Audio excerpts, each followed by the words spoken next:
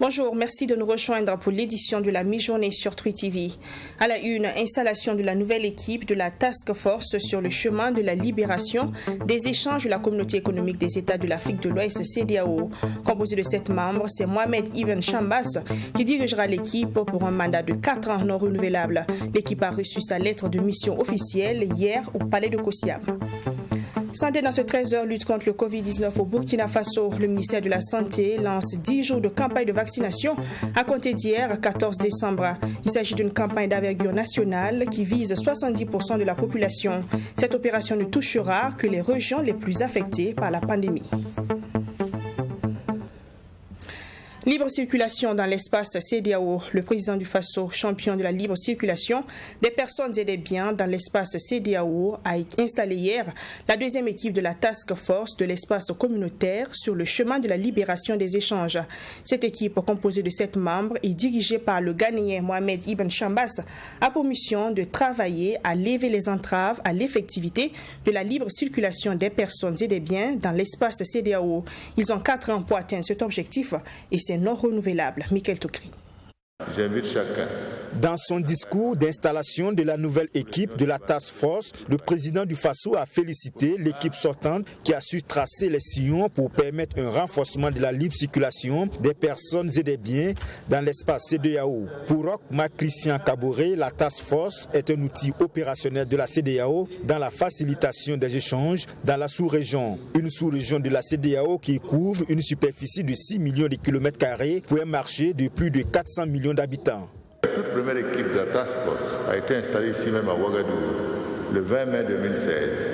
Une équipe qui, sous la présidence du général Salou Djibo, a initié plusieurs activités dans le sens d'une effectivité de la libre circulation des personnes et des biens. Il s'agit principalement de missions de plaidoyer dans les 15 États membres, de missions de monitoring, de missions inopinées et de la tenue régulière des réunions annuelles.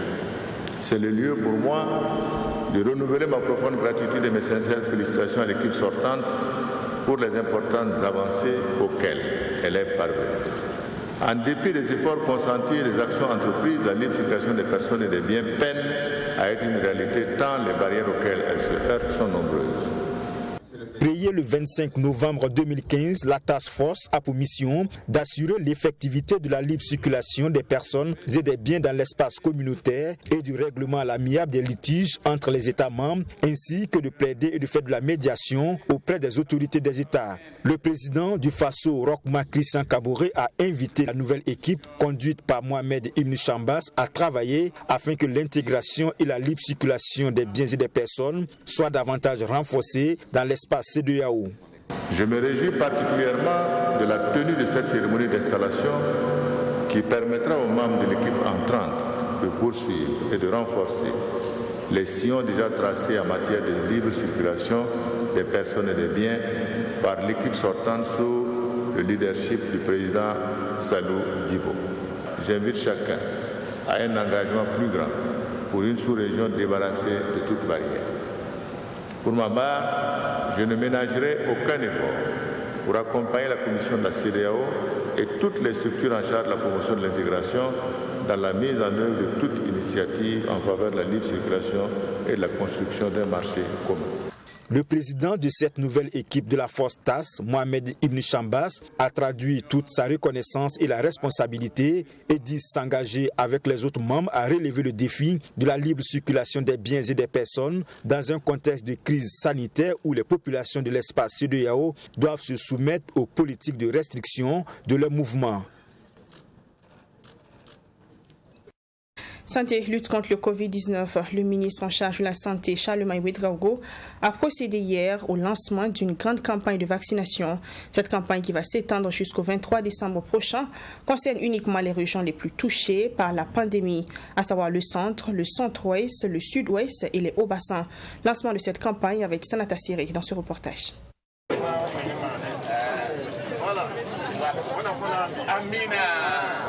Ce sont environ 1 700 000 personnes qui sont visées à travers cette campagne de vaccination contre le Covid-19 pour une cible de 10% de la population au Burkina Faso d'ici le 31 décembre 2021. L'objectif de cette campagne de vaccination à grande échelle, selon le ministre Charlemagne Ouedraogo, c'est de vacciner le maximum de personnes au Burkina Faso et permettre à la population d'avoir le vaccin à proximité. À la date d'aujourd'hui, ce sont 467 000 personnes qui ont été vaccinées contre la maladie dans le pays. Aujourd'hui, nous sommes à une couverture de 4,5%, ce qui est loin de notre objectif de 10%. C'est pour cela que nous avons lancé cette campagne, pour permettre aux populations d'avoir la vaccination à proximité à travers une stratégie avancée qui nous permettra de rapprocher les équipes de vaccination des populations. Cette vaccination concerne les personnes âgées de 18 ans et plus, y compris les femmes enceintes et les femmes allaitantes. Nous invitons particulièrement toutes les personnes qui vivent avec une comorbidité, c'est-à-dire les maladies chroniques, le diabète, l'hypertension, de venir car ce sont des personnes fragiles, des personnes très vulnérables qui font les formes graves de Covid. Et au cours des 3 derniers mois de l'année, ce sont environ 300 cas de formes graves du Covid-19 qui ont été enregistrés au Burkina Faso, ayant nécessité une hospitalisation en réanimation, à en croire le ministre en charge de la Santé. Sur ces 300 cas, nous avons perdu un tiers environ, c'est-à-dire que nous avons perdu environ 100 personnes. Et parmi ces personnes, il n'y avait pratiquement aucune personne qui a été vaccinée auparavant. C'est dire que les formes graves de Covid-19 se recrutent parmi les personnes non vaccinées et également les personnes décédées de Covid sont le plus souvent des personnes qui n'ont pas été vaccinées. C'est pour cela que nous insistons pour attirer l'attention de la population que le vaccin est un vaccin efficace, c'est un vaccin qui protège, c'est un vaccin qui permet de ne pas faire les formes graves de Covid et de ne pas endeuiller nos familles. Les vaccins disponibles au Burkina Faso sont AstraZeneca, Sinopharm, Johnson & Johnson et Pfizer. La campagne se déroule du 14 au 23 décembre 2021 et la première phase concerne les régions du centre-ouest, du sud-ouest et les hauts-bassins, considérés comme l'épicentre de la pandémie. Occasion pour le ministre en charge de la Santé d'inviter les populations de ces régions à adhérer massivement à la campagne. Afin Norbert Zongo, l'avocat de la partie civile, rend compte de l'évolution du dossier. Dans la soirée du lundi, le centre de presse Norbert Zongo a reçu les journalistes dans le but de faire l'état des lieux des avancées juridiques. L'avocat de la défense, Maître Prosper Farama, a donné les détails sur cette affaire. Le thème à l'ordre du jour était « Quel sort judiciaire pour le dossier Norbert Zongo ?» Mamidriana Kamabo. De l'entame de son propos, l'avocat de la partie civile dans l'affaire Norbert Zongo, Maître Prosper Farama, a fait le rappel historique sur les péripéties qu'a connu le dossier du drame de Sapui du 13 décembre 1998 jusqu'à nos jours. Le 5 mai 2017, une mise en accusation et une demande d'extradition a été lancée contre François Compaoré, le principal accusé dans l'affaire. Quelques années plus tard, la justice française a affiché sa volonté d'extrader François Compaoré en donnant l'autorisation. En juillet dernier, les avocats de l'accusé ont saisi la Cour européenne des droits de l'homme, retardant ainsi la marche vers un procès. Donc malheureusement, la Cour européenne des droits de l'homme rend le 6 août sa décision provisoire qui dit à l'État, ayant examiné rapidement les éléments introduits par les avocats de François, et la Cour fait un communiqué pour dire, sans que ça n'ait une incidence quelconque sur le traitement du dossier à venir sur le fond, nous vous demandons de surseoir pour le moment à l'extradition de François Compaoré. 23 ans plus tard, l'affaire Norbert Zongo n'a toujours pas connu un jugement, mais Maître Prosper Farama estime que le dossier est suffisamment avancé. Pour lui, il est difficile de donner un délai pour un début d'une audience concernant le dossier. Sur le plan judiciaire, moi je ne pense pas vraiment que les avocats puissent faire quoi que ce soit. Ce qu'on peut peut-être espérer, parce qu'aujourd'hui on est entre les mains de la Cour européenne des droits de l'homme en ce qui concerne l'extradition, ce sont les avocats de l'État français qui plaident.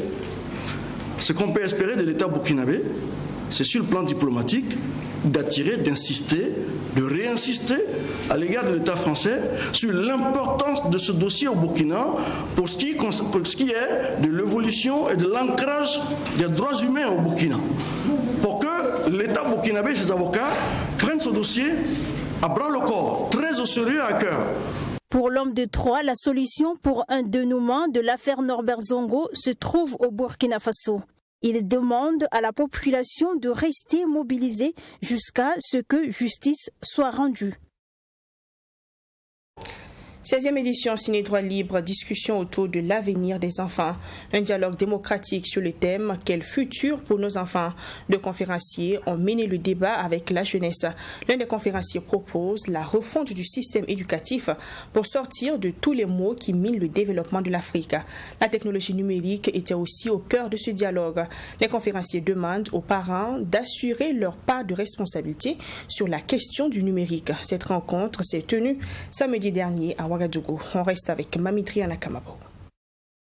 Quel futur pour nos enfants? Le thème central de la 16e édition du Festival Ciné Droit Libre a donc été le thème de ce dialogue démocratique. Une rencontre interactive entre les conférenciers et les jeunes qui ont répondu présents à ce rendez-vous. Le professeur Younoussa Sanfo est intervenu sur le dit thème en mettant un accent particulier sur le numérique. Selon son constat, les appareils technologiques mis sur le marché sont de plus en plus performants et la majorité des adolescents en possèdent. Selon cet expert en cybersécurité, cela nécessite un contrôle et la responsabilité parentale. Aux enfants, lorsqu'on leur remet du matériel technologique de type téléphone, s'ils ne sont pas encadrés, ils ont généralement une utilisation, une mauvaise utilisation. Donc, ce qu'on préconise, c'est de les encadrer et de les aider à maîtriser cette technologie sans en être des esclaves. Aux parents, nous leur disons que si vous remettez un téléphone à un enfant de 9 ans, vous avez la possibilité de paramétrer l'autorisation, le contrôle parental de façon à ce qu'un enfant de 9 ans ne puisse pas, par exemple, aller sur des sites violents. Le professeur Lasconi a articulé sa réflexion sur l'avenir des enfants face au modernisme et à l'acculturation. Pour lui, l'avenir des enfants est avant tout le système éducatif. À cet effet, il préconise la refonte de ce système. Et pour ce faire, il propose l'appel à l'ancrage culturel. En 2050, nous allons doubler notre population. Nous allons passer à un peu plus de 1 milliard à 2 milliards et demi. Donc l'enjeu, c'est l'éducation. Et c'est grâce à l'éducation que nous allons permettre à notre jeunesse de se projeter dans l'avenir. Un continent où il n'y a pas de perspective d'avenir, évidemment, nous allons assister impuissants à une hémorragie humaine. Les Africains sont complexes, doivent étudier et enseigner dans leur langue, les langues locales. Cette historiographie a également dénoncé la déportation de la jeunesse africaine vers l'Occident due au désespoir et au manque de perspectives sur le continent africain. Le professeur s'est également appesanti sur l'éducation ou sur la nouvelle forme d'éducation que doivent recevoir les enfants africains. Conférence de presse de l'Union nationale des associations des parents d'élèves du post-primaire, du secondaire et du supérieur du Burkina, UNAPSB, hier mardi. La nouvelle présidente de l'Union a donné des explications sur la crise au sein de la structure ayant conduit au remplacement de l'ex-président Hector Ouedraogo. Les explications avec Maxime Jean-Eudes Bambara. Le congrès extraordinaire du 3 décembre dernier n'aura finalement pas suffi pour résoudre la crise au sein de l'UNAPSB, Union nationale des associations des parents d'élèves du post-primaire, du secondaire et du supérieur du Burkina. En attendant la troisième assignation en justice de l'ex-président Hector Ouedraogo contre l'UNAPSB le 20 décembre prochain, la nouvelle équipe dirigée par Korotimi Traoré s'explique. Une structure des parents d'élèves doit travailler toujours dans l'intérêt des enfants. Une structure des parents d'élèves doit être toujours présente quand on a besoin d'elle. Et il y a eu plusieurs crises que le pays a connues où la structure n'était pas présente. C'est pour peut-être amener l'UNAPESB a joué pleinement son rôle, qu'on a décidé que Hector soit mis de côté et pour que l'UNAPESB puisse fonctionner avec toutes les différentes coordinations régionales.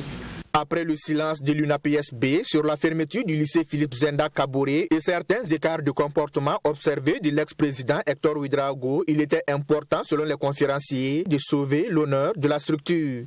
Pour ces derniers, il y avait une crise de collaboration et de confiance entre les autorités en charge de l'éducation et l'ex-président. Comment être solidaire avec le président qui a refusé de répondre aux questions légitimes du secrétariat exécutif?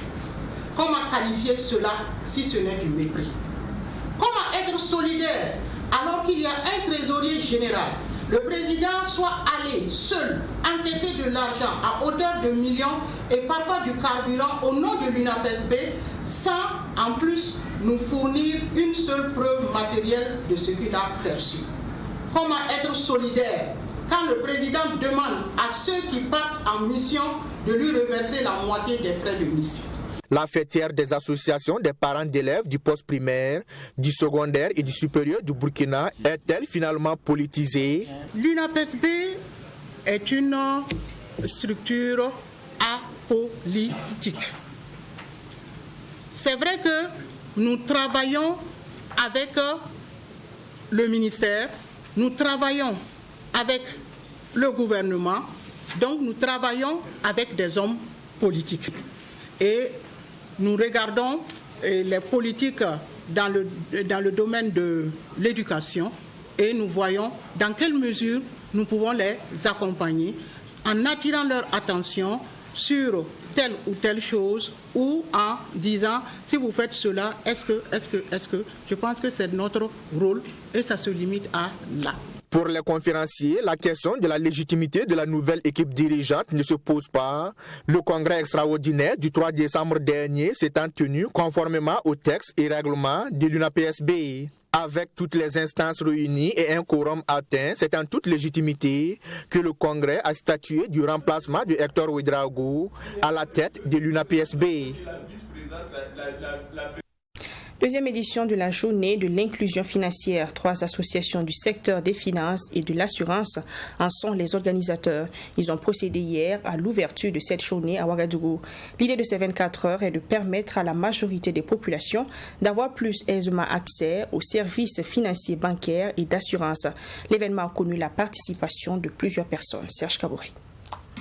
Porter à 75% la proportion de la population adulte ayant accès et utilisant des produits et services financiers abordables d'ici à 2023, c'est l'objectif global de la stratégie nationale de finances inclusives sur la période 2019-2023. Afin de promouvoir et accompagner un tel défi, la deuxième journée de l'inclusion financière s'est ouverte ce mardi en présence du ministre en charge des Finances. Mieux une population est éduquée, mieux elle connaît les modes et les actions de financement, mieux cette personne-là, cette population est plus apte à rembourser. Et donc, dans tout ce que nous faisons, c'est de faire en sorte que les prêts ou les services, quel que soit dans le domaine de l'assurance, les services qui sont donc offerts à l'ensemble des acteurs, que les acteurs puissent mieux choisir les produits les plus adaptés à leurs besoins. Placé sous le thème « Rôle de l'éducation financière dans la promotion de l'accès des populations aux services financiers », cette journée est conjointement organisée par 3 associations que sont l'Association professionnelle des banques et établissements financiers du Burkina, l'Association professionnelle des sociétés d'assurance du Burkina et l'Association professionnelle des systèmes financiers décentralisés au Burkina Faso. Nos 3 associations qui forment en réalité le secteur financier aujourd'hui ont décidé de se donner la main pour travailler à la réalisation des objectifs donc de l'inclusion financière dans le cadre de la stratégie qui a été adoptée dans notre pays. Cette année, nous avons estimé qu'il était important de travailler, d'étudier, de présenter donc le thème sur l'éducation financière. Et donc pour cette journée, c'est l'éducation financière qui est mise au centre en réalité de nos réflexions, et cela va nous permettre au bout de cette journée de formuler des recommandations allant dans le sens véritablement de contribuer à l'atteinte de ces objectifs-là. L'objectif global de cette journée est de présenter aux participants le périmètre de l'inclusion et de l'éducation financière au Burkina Faso, donner les outils nécessaires aux participants pour l'éducation financière de leurs clients en vue d'une meilleure utilisation des services financiers. L'Office national d'identification ONI, désormais plus proche des populations de la région du Nord, finit les longues journées d'attente et les longues distances pour s'établir une carte nationale d'identité burkinabé. Ce vendredi 10 décembre à Waiguya, l'ONI a officiellement lancé les activités de l'antenne régionale. Elle a une capacité de production de 1000 cartes nationales d'identité burkinabé CNIB par jour. Cette action s'inscrit dans la dynamique de décentralisation des services de l'ONI. Sanata Siri. C'est une bonne nouvelle pour les populations de la région du Nord. Cette région dispose désormais d'une antenne régionale de l'Office national d'identification, ONI. Fonctionnelle depuis le 12 juin 2021, la dite antenne a délivré plus de 50 000 cartes nationales d'identité au profit des populations de la région. L'ouverture de cette antenne régionale, selon le secrétaire général du ministère de la Sécurité, s'inscrit dans le cadre de la décentralisation des services de l'ONI. Pour lui, l'identification des populations est plus que nécessaire de nos jours, au regard de la situation sécuritaire difficile dans le pays en général et dans cette zone en particulier. Je pense que nous sommes dans un contexte assez difficile et c'est pour ça que, n'est-ce pas, en implantant une antenne régionale de l'ONI, ça permet donc d'avoir des CNIB, ce qui permet donc d'identifier les personnes. Et quand on parle donc d'identifier les personnes, vous vous en doutez bien, je crois que ça permet d'éviter certaines situations dommageables que nous connaissons. Je voudrais donc profiter, demander à la population vraiment de fréquenter cette direction, enfin, cette antenne régionale qui est donc un outil pour donc cette population-là. Selon le directeur général de l'ONI, la question des délais de délivrance des CNB constituait l'un des défis majeurs de l'Office national d'identification. L'ouverture de ces antennes régionales vient donc pallier ce problème, car elles vont permettre d'accélérer le processus de délivrance dans les régions bénéficiaires. Vous convenez avec moi que si une donnée doit quitter par exemple Tiou ou Gambo ou Kain, venir à Waiguya pour être ensuite transmise à Ouagadougou, convenez qu'il peut s'écouler facilement même 2 mois avant que le centre de production de Ouaga ne puisse même voir la demande de CNIB. C'est pourquoi l'étude a conclu que pour régler ces questions de délai et mitiguer en fait les impatiences des populations, il faut faire en sorte que le centre de collecte soit au plus près du centre de production. C'est ce qui a conduit à installer l'antenne ce matin et dans les autres régions. Donc l'avantage pour les populations, c'est d'avoir en un temps relativement court les cartes nationales d'identité pour pouvoir mener à bien les activités de la vie civile. Cette cérémonie d'ouverture a été marquée par la visite guidée des locaux de la nouvelle antenne régionale. Occasion pour le chef d'antenne d'expliquer aux visiteurs du jour le processus d'établissement d'une carte nationale d'identité. On balance les photos, ça c'est le premier processus. Et il y a la gestion de l'eau qui sont chargés d'introduire les demandes. Après la demande passe au niveau de la saisie, c'est saisi par les contracteurs de l'ONI. Le personnel policier ou gendarme, puisqu'ils sont à l'ONI, et c'est eux qui sont chargés de corriger là-bas en conformité avec l'acte de naissance fourni.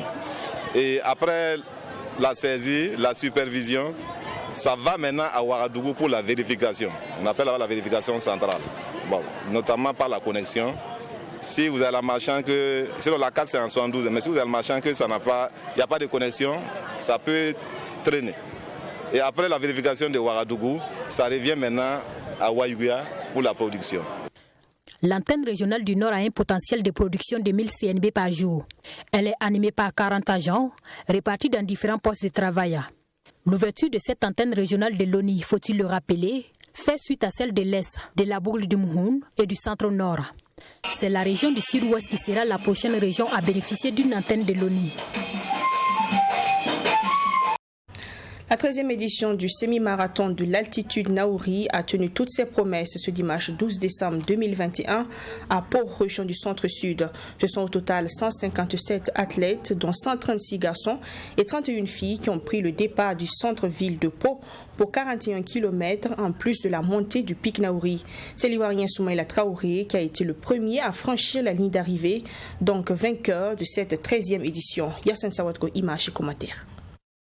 C'est l'athlète ivoirien Soumaïla Traoré qui est le vainqueur de la 13e édition du semi-marathon de l'altitude Naouri.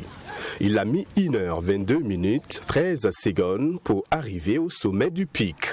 Il est suivi par le Burkinabé Inoussa Semporé, arrivé deuxième en 1h22 45 secondes.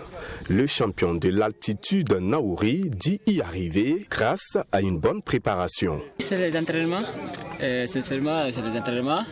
Depuis le départ, je n'ai pas amusé. Je me suis gardé la nuit jusqu'à fin la 21 km. Mais maintenant, après les 21 km, là, ça c'est vraiment autre level parce que là, ça monte très fort. Donc, ça monte plus de 400 mètres de montée. Vraiment, c'est pas facile. Hein? Voilà, d'accord. Parce que ça, maintenant, c'est les questions d'expérience. Savoir attaquer, savoir voilà, grimper, tout ça. Donc, ce n'est plus la rapidité, mais c'est la force dans les âmes qui t'envoie à l'arrivée. Le ministre des Sports et des Loisirs, qui a donné le top départ de cette 13e édition, apprécie positivement cette activité sportive, mais soulève certaines inquiétudes, surtout infrastructurelles. Il promet mettre cette question en perspective. Oui, j'ai vu, il y a des satisfactions, il y a des inquiétudes. Vous savez que c'est des compétitions qu'on doit pouvoir inscrire dans l'agenda africain de l'athlétisme. Ça suppose qu'il faut que la route qui mène du goudron au pied du pic soit réhabilitée. Ça suppose qu'un certain nombre d'infrastructures puissent être installées. Et nous allons voir dans les jours à venir ce qui peut être fait pour que ces genres de dispositions puissent être prises pour permettre que la prochaine édition se déroule dans les meilleures conditions. Paris réussi pour le promoteur qui appelle à plus de partenariats et à plus de soutien pour cet événement. L'altitude Naouri aujourd'hui, c'est la compétition unique, spéciale sur le continent. En l'absence de l'ascension du Mont Cameroun, l'altitude Naouri reste la référence aujourd'hui au niveau continental et donc une des compétitions d'athlétisme les plus relevées, les plus difficiles et pour laquelle nous avons aussi des difficultés à mobiliser les partenaires, il faut le dire, et c'est le moment d'appeler les différents partenaires à comprendre que cet événement, la mairie doit être soutenue pour qu'il ne disparaisse pas de la carte du monde. Nous sommes contents de la mobilisation d'aujourd'hui et nous espérons que la mobilisation montrée à ceux qui veulent, qui croient en nous, puissent nous suivre.